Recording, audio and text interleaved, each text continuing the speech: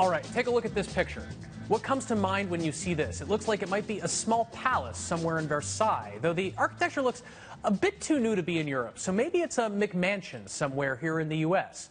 The deciduous-looking flora in the rooftop garden tells you if it's in the U.S., it's probably somewhere south of Virginia. And the big letters above the opulent fountain in the entryway tell you it probably belongs to someone with the initials RH. So there you have it, a mansion possibly in Europe, but probably in Florida, owned by some extravagant billionaire with the initials RH. Now, what if I told you that all of that is wrong and this is actually a furniture store? That picture you just saw is of Restoration Hardware's flagship store in Atlanta, and the company is currently working on a comparably Regal shop in Denver. In an era when the rise of online competitors has forced a lot of retailers to close their brick-and-mortar stores, some companies are bucking the trend in ostentatious ways. Restoration Hardware's decadent strategy represents a new way for retail stores to invest in the experience of shopping in person, but will it actually make them money? Here with me now, Barro Lamb, Kim Basin, who wrote about Restoration Hardware this week for Bloomberg, and Mary Childs. So, Kim, what's the deal with these palatial-looking stores? Well, last year the CEO said that, or 2 years ago the CEO said that this is what we're going to do. We are going to open these massive, massive, beautiful, gorgeous stores in all the major markets around the U.S., and they've been slowly plopping them down in Boston and Atlanta. And the point is that they want to create this new luxury retail experience where you walk in, you want to live there. This is like the kind of, you want to make your house look like this palace. Right? And since the furniture is so expensive, I mean, the people shopping there, they want to make their houses look like these palaces. Can you, or if any of you can explain this to me about Restoration Hardware, why is the furniture so big? It's not just the stores that are big. You go in Restoration Hardware and it's like an 8-foot-long coffee table and a couch you can seat 6 people on. We kind of need one for this show. But like, who in New York has space for that? Even someone who's going to spend $3,500 on a coffee table in New York City does not have space for a coffee table that big. But isn't that the thing? Isn't that kind of showing this is how rich I am? My apartment is so large that I can fit a couch that is twice the size of your apartment. $8,000 couch in this apartment. Or maybe it's all for people's Hamptons houses. I don't know. I guess I must know the wrong people. I feel like I don't know anybody who can fit this furniture in their. Or at least there's one Restoration Hardware here, and they have expanded it. It's in Madison Square Park, yeah.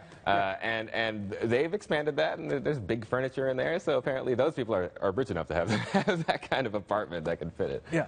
So Room and Board is another competitor to Restoration Hardware that does sort of not quite as opulent flagship stores, but very nice. I actually went to the one in Chelsea a couple of months ago, and there were these fabulous like meat and cheese plates. If you want to go and pretend you're at a great cocktail party at somebody's really nice house, you can just go to the Room and Board store and like gorge yourself on the food. But one thing I wondered is, I bought some furniture from Room and Board, but what I did is I looked around the store, then I left and bought it through their website.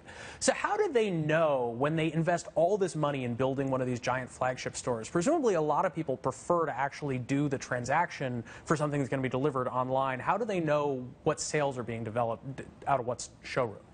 I mean, they can tell just statistically from where the receipts come from what people are doing. So if I order in New York, they assume I visited the store, basically. They assume you probably visit. Here's the thing. It's such a luxury brand. You're buying $4,000, $5,000, $10,000 items. It's something that people generally don't like to invest in without seeing the product first. So what they're trying to do is say that one store is good enough. One massive store in this city will attract the wealthy people in this area to come in, look at the stuff, either order it online or just get it from the store delivered. So once they have that, then that's what they're going for. I want to shift gears entirely and talk about a much more downscale topic. A couple of companies that are putting hot dogs in really inappropriate places. We've got Pizza Hut with their hot dog crust pizza. Ew. And Hardee's and Carl's Jr.'s Most American Thick Burger, which is a hamburger that has a hot dog and potato chips on it.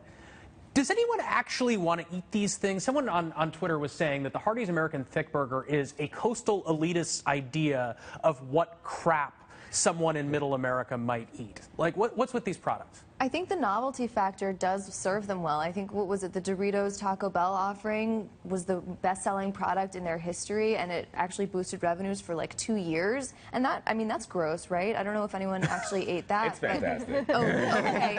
So it's delicious, but like there's a novelty factor. You're saying, you know, we were talking about it earlier, and it's like, well, I would order it just for the laughs. Like I would order it for my desk at work. I went out and got cronuts for my desk at work because I thought that was funny. But cronuts are delicious. I mean, I wouldn't stand in line for 4 hours for one, but if you handed me a cronut right now, I would eat it. I probably would not eat this hot dog pizza thing. I mean, it's absolutely just, I mean, just from a market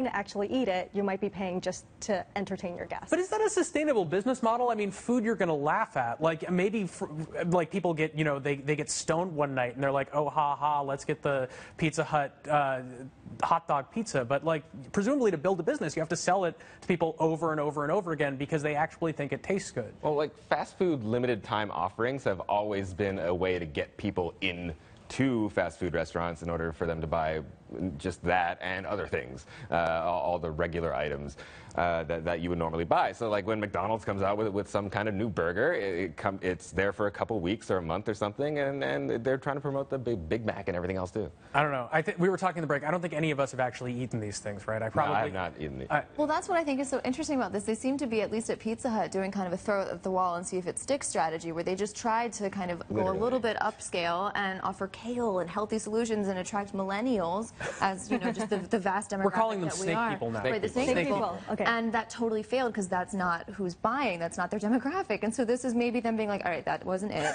Maybe let's just throw some hot dogs on it. I also think you can't underestimate the power of humor when it comes to food. After all, one of the most successful Kickstarter campaign is one that was a joke about a mashed potato salad. Oh, right, yeah. What did the guy, like, and how much did he raise for his potato salad? It was several $100,000, right? I think it was multitudes, more than he was aiming for. Yeah. Well, I mean, how much do you aim for a potato salad, right? Like $10? $10 or so. How much could a banana cost? Okay. I want to thank Beret Lamb, Kim Basin, and Mary Childs. That is our show for today. You can find all of our previous clips and shows at this link right here. And don't forget to watch us live here every Friday at 8:30 Eastern. Thanks.